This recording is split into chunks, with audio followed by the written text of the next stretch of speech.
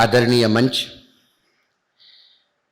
गांधी जयंती के इस साप्ताहिक पूरे बुके में या एक फूलों के गुलदस्ते में एक छोटा फूल मुझे भी बनाया, इसलिए मैं पिता तुल्य गुरु तुल्य सप्तर्षि साहब का आभार प्रकट करता हूं। और मैं हाथ जोड़ के आपको एक विनती भी करता हूं कि ऐसा कभी होता नहीं कि आप या जयवंत राव जी आपका संदेश दे और मैं कहीं पे भी कितना भी व्यस्त हूं तो मैं आपके लिए समय ना निकालूं। मैं ये सोच के आता हूं कि मेरे अपने घर का कार्यक्रम है, तो जब भी ऐसा स्वागत होता है शाल वाल ओढ़ने का, तो मैं बड़ा संकुचित हो जाता हूं, संकोच में पड़ जाता हूं। तो अगली बार आप स्वागत के जगह पे मेरे सर पे हाथ दे के आशीर्वाद भी दे देंगे तो वो मेरे लिए सबसे बड़ी शॉल, और उसकी जो ऊब है, उसका जो आशीर्वाद है, वो मेरे साथ हमेशा रहेगा। ये मेरी आपको एक विनती है। इसके पहले जब मैं आया था, 2024 के चुनाव के पहले का समय था, और एक भय का बादल पूरे देश में व्याप्त था। इस लोकतंत्र के उगते सूरज को मानो किसी राहु ने ग्रसित किया था, और जब ग्रहण लगता है तो आवाजें आती है, दे दान छूटे गिरान, मतलब तू दान देगा तो ग्रहण छूटेगा। तो जब कुछ मिला नहीं तो हमारे जैसे कुछ लोग जो सप्तर्षि सर से हमने उत्साह उनसे उधार लिया, उनसे प्रेरणा मिलती है कि उम्र की इस पड़ाव में भी यदि आदमी हम जैसे युवाओं से भी आगे के युवा है तो फिर हमें लगता है कि हम कुछ भी नहीं। तो फिर हमने भी एक अलख जगाने का प्रयास किया विभिन्न प्लेटफॉर्म पे, महाराष्ट्र ही नहीं पूरे देश में। मैंने पहला अलख उत्तर प्रदेश के गौतम नगर जिले में नेपाल के बॉर्डर पे 9 अगस्त क्रांति दिन था, उस दिन से शुरू हुआ और फिर लगातार सिलसिला चलता रहा, और ये सिलसिला अभी भी रुका नहीं है क्योंकि ग्रहण पूर्ण रूप से छटा नहीं है।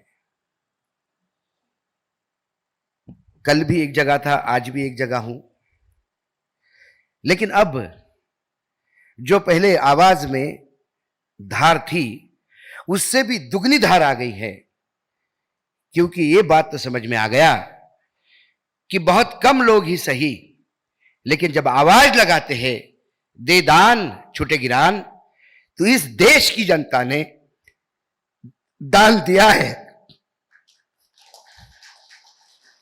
एक मदमस्त सांड को बैल बनाने का काम इस देश की जनता ने किया है, इसलिए इस देश की जनता को साष्टांग दंडवत। मैं पूना में शायद चुनाव के बाद पहली मेरी ये संवाद है। इसके पहले जहां भी जाता हूं मैं साष्टांग दंडवत करता हूं, क्योंकि यदि 370 पार आता तो सप्तर्षि साहब भी जेल में होते, हम कहां होते पता नहीं, यहां शाखाएं लगी होती, महात्मा गांधी का बूथ कहीं और पड़ा होता।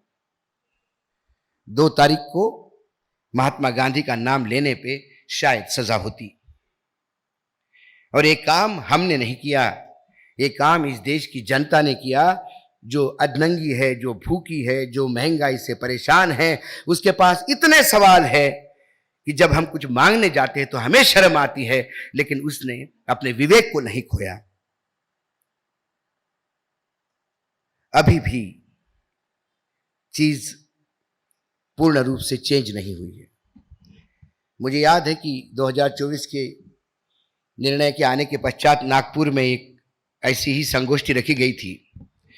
मुझे बुलाया गया था और उसका विषय था कि 2024 के बाद की दिल्ली में 2024 में क्या बदलाव आया। तो मैं भी पेशोपेश में था, क्योंकि अभी एक टेम्पो बनता है भाषण देने का, एक विषय को लेकर हम चलते हैं। अब तो नतीजे भी आ गए, अब हम किस दृष्टि से देखते हैं।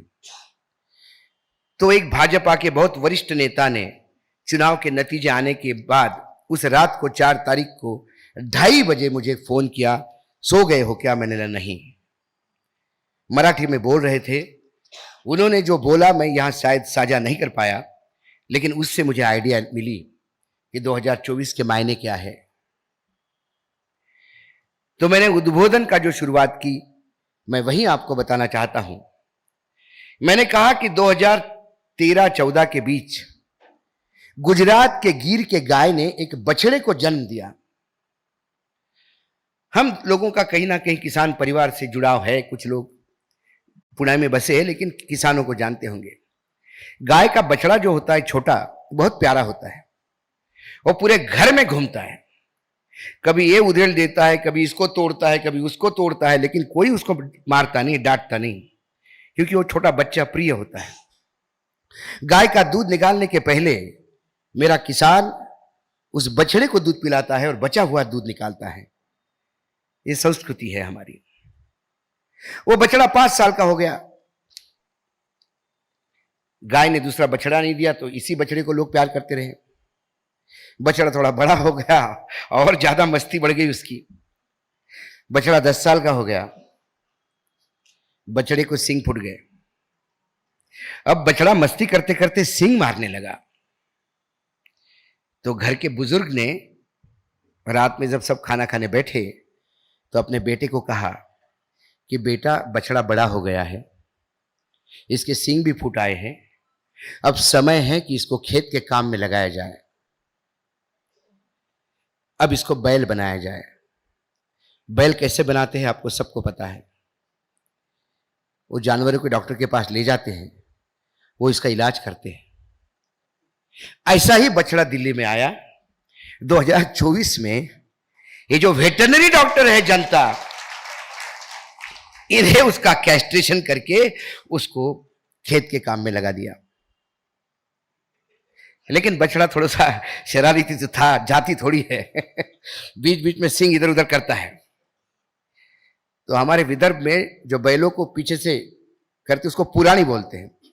एक बांबू होता है और उसके आगे एक नुकीला किला होता है। वो बैल को लगाते से बैल औकात में आ जाता है। तो इस बैल के लिए 2 नुकीले किले लेके, डंडे लेके पीछे नानी खड़ी है, चंद्रबाबू नायडू और नीतीश कुमार। इसलिए जब वक्फ बोर्ड का बिल आया तो फिर पुरानी काम आ गई तो वापस हो गया। लेकिन सवाल यह है कि कुछ बैल सुधरते ही नहीं। अब बैल बदलने का टाइम आ गया है। वातावरण दिल्ली का, सर मुझे पूछ रहे थे दिल्ली क्या कह रही है। मैंने बोला दिल्ली सेफ एग्जिट का इंतजार कर रही है। दिल्ली इंतजार कर रही है कि जो कुकर्म हमने 10 साल किए, उस कुकर्म से बचने के लिए सम्माननीय तरीके से विदाई कैसी हो, इसके लिए दिल्ली काम कर रही है। और ऐसा नहीं कि संघ सुधर गया है, मैं इस बात में नहीं मानता। संघ डर गया है, संघ सुधरा नहीं। संघ डर गया है। उनको लगा कि ये हम पे भी राज करने के लिए कोई हमने पैदा किया, अब इसका इलाज करना है, इसलिए संघ एक्टिव है। मैं ये मानता नहीं कि संघ लोकतंत्र बचाने के लिए सामने आया और ये आया। संघ को रबर स्टैम्प चाहिए। जैसे मोदी ने सारे प्रदेश में एक लाइन से रबर स्टैम्प खड़े कर दिए मुख्यमंत्री के नाम पे। संगठन में लोग, चाहे पार्लियामेंट्री बोर्ड हो, सब जगह रबर स्टैम्प खड़े कर दिए। वैसे संघ को भी रबर स्टैम्प ही चाहिए था।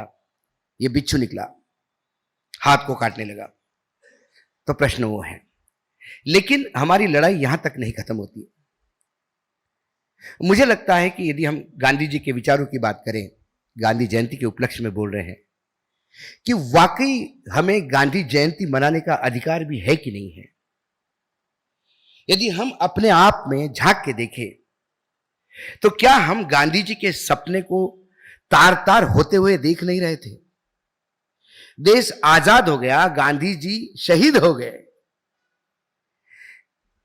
लेकिन उन्होंने कभी अपने प्रिंसिपल से, अपने विचारों से कभी कॉम्प्रोमाइज नहीं किया, तड़जोड़ नहीं की। यहां मिनट मिनट में सत्ता की हवस के लिए कॉम्प्रोमाइज करते हुए ये सत्ता के राक्षस कहें तो क्या कहें इनको, ये बैठे हैं और ये लगातार राज कर रहे हैं। इसके लिए जिम्मेदार महात्मा गांधी नहीं है, इसके लिए जिम्मेदार संविधान भी नहीं है, इसके लिए जिम्मेदार हम हैं, क्योंकि हम सब जानते हुए भी चुप हैं। जाऊ द्या ना, आपल्याला काय करायला लागते, 5 वर्ष कोणी आलं तर असंच करते, कोणी आलं तर असं कसं करते, कोई भी आया तो ऐसे ही निकलता है बोले, ये बोल के आप चुप नहीं रह सकते। जो ऐसा करेगा उसको जूता पड़ेगा, तो बाकी आने वाले लोग औकात में रहेंगे। नेताओं ने यह तय कर लिया है कि ये मूर्खों की जमात है, इनको बीच बीच में लुभावने चीजें बताते रहो और इन पे राज करते रहो। हमने अपने आप को यदि मूर्ख का तगमा लगाया है तो वो नेताओं ने नहीं दिया, हमने अपने आप को इजाद करके लगवा लिया है। और इसीलिए जन जागरण की बात है। यह सवाल मोदी अमित शाह का नहीं है, यह भाजपा का नहीं है, यह फडणवीस और एकनाथ शिंदे का नहीं है, यह नीतीश कुमार का नहीं है, यह मायावती का नहीं है, यह आने वाले भविष्य का है। यदि 75 साल बाद भी हम पढ़े लिखे लोग इस लोकतंत्र के मायने नहीं समझ पाए, बापू की किताबें सिर्फ लाइब्रेरी में रखी रहती है, वो लाइब्रेरी की शोभा बढ़ाए, इससे ज्यादा अपमान बापू का नहीं है। मुझे बापू किसी पुतले में नहीं चाहिए, मुझे बापू किसी लाइब्रेरी में नहीं चाहिए, मुझे बापू चाहिए तो लोगों के विचार में चाहिए। मैं बापू का आचरण करने के लिए नहीं बोल रहा हूं, क्योंकि महात्मा गांधी बनना यह महात्मा गांधी के सिवा किसी के लिए पॉसिबल नहीं है।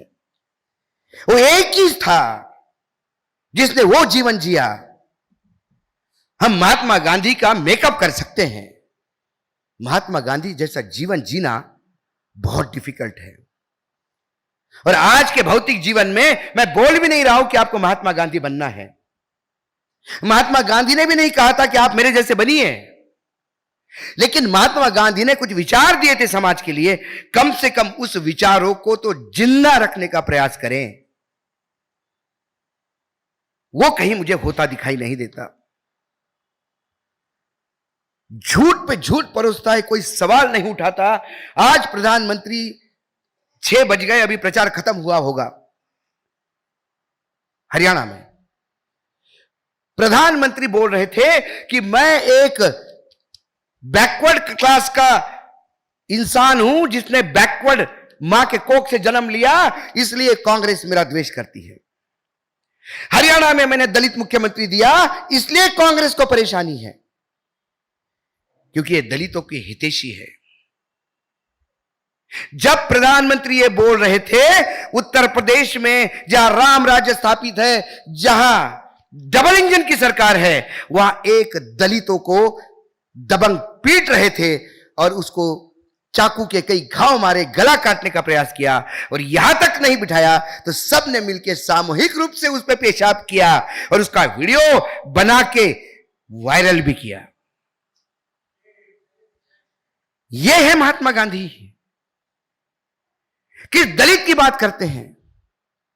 प्रधानमंत्री पहले तय तो करे कि वो मां के कोख से आए हैं कि बायोलॉजिकल नहीं है। यह तो बताएं कि स्वयं प्रकट हुए हैं कि मां के कोख से आए हैं। और मां की कोख होती है, ना दलित की होती है, ना सवर्ण की होती है, क्योंकि बेटा मां के कोख में होता है तो उसको पता भी नहीं है जात पात क्या है। वो जब बाहर आता है तो हम बताते हैं कि तेरी जात है, उसके साथ मैट बैठ, वो अपना है, वो पराया है। ये हमारे देश के प्रधानमंत्री हैं, जिन्होंने झूठ बोलने की कसम खाई है। जब वो कह रहे थे कि हम सीधे भगवान के द्वारा भेजे गए हैं, सीधे ऊपर से आए हैं, मैंने बोला भगवान ने भेजा, लेकिन भेजा नहीं भेजा, वो भी थोड़ा भेज देता तो कम से कम थोड़ा आत्मग्लानि होती है झूठ बोलने की। किसी राज्य के, मैं कोई भगवान नहीं हूं, भविष्यवेत्ता नहीं हूं, कई बार मेरा भी आकलन गलत होता है। एक दो चुनाव ऐसे भी हुए कि मैंने कहा ये नहीं होगा और ये हुआ है, तो मेरा आकलन गलत हुआ, इसलिए रात भर सोता नहीं आदमी। दूसरे दिन कैमरे के सामने क्या फेस करेगा, इसके लिए सांस रोक के 4 बार बड़ी तैयारी करके कैमरे के सामने बैठ के बोलता है कि मैं माफी चाहता हूं दर्शकों से, मेरा आकलन गलत हुआ। एक माफी मांगने के लिए बहुत कलेजा निकालना पड़ता है सीने से, और यह आदमी झूठ भी बोलता है और माफी भी नहीं मांगता। इलेक्ट्रल बॉन्ड में लूटा है देश को, खसोटा है। भ्रष्टाचार का व्याभिचार क्या होता है, ये इलेक्ट्रल बॉन्ड से कोई बात नहीं है। और ये मंद बुद्धि कहता है कि इलेक्ट्रल बॉन्ड लाके तो मैंने ट्रांसपेरेंसी लाई है, इसके पहले ट्रांसपेरेंसी थी नहीं। और आश्चर्य की बात है कि हम इस बात को मानते हैं। वो झूठ बोलते हैं, वो उनकी आदत है, लेकिन कम से कम हमको तो यह आकलन करना चाहिए कि झूठ या सही क्या है। इलेक्ट्रल बॉन्ड के कई किस्से आपने सुने होंगे। एक किस्सा ऐसा भी है, शायद आपने कहीं सुना नहीं होगा। मैं इलेक्ट्रल बॉन्ड में व्यभिचार क्यों कहता हूं, उसमें 2 जगह व्यभिचार मुझे दिखता है। एक तो आप सब बैंक में ट्रांजैक्शन तो करते हैं, हम जरा किसी को पैसा भेजते तुरंत आता है 9 रुपए कट गए। आप पासबुक लेने, आप वो कार्ड लेने जाते हैं, आपका गुम हो गया, डेबिट कार्ड, पैसा लगता है। आप चेकबुक लेते हैं, पैसा लगता है। लेकिन एसबीआई ने इलेक्ट्रल बॉन्ड में इतिहास रचा। उन्हें 14 करोड़ रुपए गवर्नमेंट ऑफ इंडिया से वसूले इलेक्ट्रल बॉन्ड के प्रिंटिंग के लिए और सर्विस चार्जेस। इलेक्ट्रल बॉन्ड में नंबर 2 की कमाई वालों ने पैसा दिया और सबसे करप्ट लोगों को पैसा दिया बॉन्ड खरीद के। दोनों तरफ से करप्ट नंबर 1 और करप्ट नंबर 2 बैठे थे। उसके बीच में इन दोनों भ्रष्टाचारियों को सुविधा देने के लिए जो इलेक्ट्रल बॉन्ड हुए, जो छपे, उसका रिकॉर्ड रखा गया, उसके 14 करोड़ रुपए हम लोगों के टैक्स से गए। आप बॉन्ड खरीदने वालों को ही लगा देते पैसे, बॉन्ड कैश करने वालों से कमीशन लेते। ये पहला व्यभिचार। और दूसरा व्यभिचार है तो उस पर तो समझ में नहीं आता, हंसने क्या लड़े। एक छोटा गांव है सर, कच्छ में। वहां एक पिछड़ा परिवार है, 6 लोगों का, जमीन नहीं है उनके पास।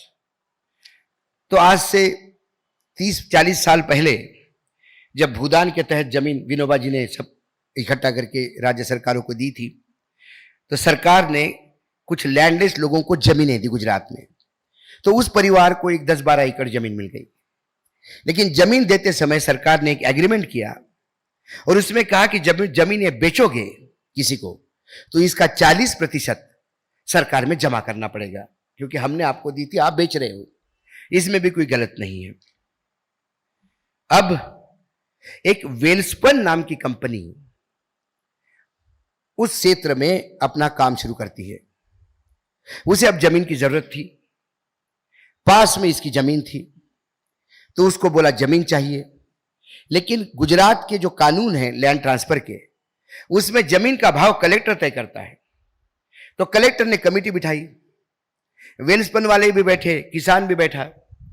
पूरा मूल्यांकन करने के बाद कलेक्टर ने कहा कि 76 करोड़ रुपए की जमीन होती है। आप 76 करोड़ रुपए किसान को दे दीजिए, जमीन आपके नाम पे हो जाएगी, इसका लैंड यूज भी इंडस्ट्रियल है, वो चेंज हो जाएगा। अब उस 76 करोड़ में 30 करोड़ रुपए तो उसको गवर्नमेंट ऑफ गुजरात को देने थे। फिर भी उसके पास 40 करोड़ बैठ जाते, 40-46 करोड़। उन्होंने कहा ठीक है माँ बाप। वेल्सपन ने कहा कि this is too costly, we withdraw. Collector ने कहा ठीक है। वो खेती करने लगे। इस बात को 11 महीने हो गए। गुजरात का कानून यह भी कहता है कि जिस जमीन का वैल्यूएशन हो, उस जमीन का वैल्यूएशन सिर्फ 1 साल के लिए रहता है। 1 साल बाद फिर जमीन का सौदा करना है तो फिर कमेटी बैठेगी और नए तरीके से रेट तय होंगे। जमीनों के तो भाव बढ़ते हैं। अब वेल्सपन वालों को लगा कि आखिरी महीना बचा है, भाव बढ़ जाएंगे, तो उन्होंने एक डिप्टी कलेक्टर को सेट किया। डिप्टी कलेक्टर ने किसान को बुलाया और धमकाया, बोला ये जमीन है सरकार की, सरकार औद्योगिकरण के लिए जमीन ले लेगी फ्री में, 1 महीना बचा है आखिरी, जिस रेट में बोल रहा हूं उस रेट में बेच दे, तेरा भला हो जाएगा, नहीं तो 1 पैसा भी नहीं मिलेगा और जमीन भी जाएगी। अब डिप्टी कलेक्टर ऐसा बोल रहा है, किसान डर गया। उसने कहा कि माँ बाप कितना मिलेगा? बोला 16 करोड़ रुपए मिलेंगे, इससे ज्यादा नहीं मिलेगा। तो बोला ठीक है 16 करोड़ सही। 16 करोड़ मिले, क्योंकि उस एग्रीमेंट में एक क्लॉज और है, as per the consent of the farmer. यदि फार्मर खुद सस्ते में देना चाहता है तो फिर एक कमेटी लागू नहीं होगी। उनने उस क्लॉज के तहत 16 करोड़ की वो जमीन उस किसान को दी। यहां कहानी का इंटरवल है, अब सही कहानी शुरू होती है। अब वो 16 करोड़ उसके बैंक में आ गए। वेल्सपन ने जमीन ले ली। वेल्सपन का जीएम, बीजेपी का जिला अध्यक्ष, सब बंगले में पार्टी करते थे, गेस्ट हाउस में उनका जो बंगला था। रोज किसान को बुला के ले जाते थे। दादा आई शू करे छे दादा, आओ। दादा भी चले गए। बोला इधर बैठो सोफा सेट पे। नहीं मालिक में नीचे। अरे बोले आप करोड़पति हो गए हो, तुम्हारे अकाउंट में 16 करोड़ है, बैठो। सोफा सेट पे बिठाया। बोले ये लो, हाथ में पेक थमा दिया। उसको भी अंग्रेजी मिली पीने को, वो भी पीने लगा। एक बार पार्टी हो गई, दूसरी बार, 8 बार पार्टियां हुई। अब वो आदी हो गया, मैं करोड़पति हूं और इनके साथ बैठ के मैं अब इनके बराबर हो गया हूं। एक दिन जनरल मैनेजर ने कहा कि दादा मुझे थोड़ा डर लग रहा है। बोले किस बात का?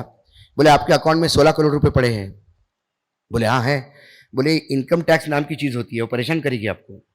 तो बोले ये तो सरकार ने दिया, सरकार का पैसा है। सू? बोले नहीं, आपका पैसा गलत नहीं है, लेकिन इनकम टैक्स क्या करता है, अकाउंट सीज कर लेता है, आपको कोर्ट में जाना पड़ेगा। अब वो दिल्ली की पार्टी है, केंद्र सरकार, हम तो राज्य सरकार के हैं, हम भी तुम्हारे साथ लड़ेंगे, हम आएंगे कोर्ट में, लेकिन ये सुप्रीम कोर्ट तक मामला जाएगा। 16 करोड़ बड़ा आंकड़ा है। तो बोला उससे क्या होगा? बोले 3-4 साल में छूटेगा पैसा और खर्चा अलग हो जाएगा 4-5 करोड़ रुपए। बोला ये तो आफत हो गई, क्या करना चाहिए? बोले इसको इन्वेस्ट करो। तो बोले आप बताओ काय में पैसा लगाएं? बोले गवर्नमेंट ऑफ इंडिया ने एक नई योजना निकाली है, 5 साल में पैसा दुगना हो जाता है, उसका नाम है इलेक्टोरल बॉन्ड। अब जो उसको 16 करोड़ रुपए मिले थे, उसमें से 4-5 करोड़ तो गवर्नमेंट ऑफ गुजरात को गए 40% में, इसके पास 10-12 करोड़ रुपए बचे थे। 10 करोड़ से एसबीआई के यहां जाके इनने बॉन्ड खरीदवाए। उससे बॉन्ड जीएम ने रख लिए, बॉन्ड खरीदने की रसीद इसके पास दी।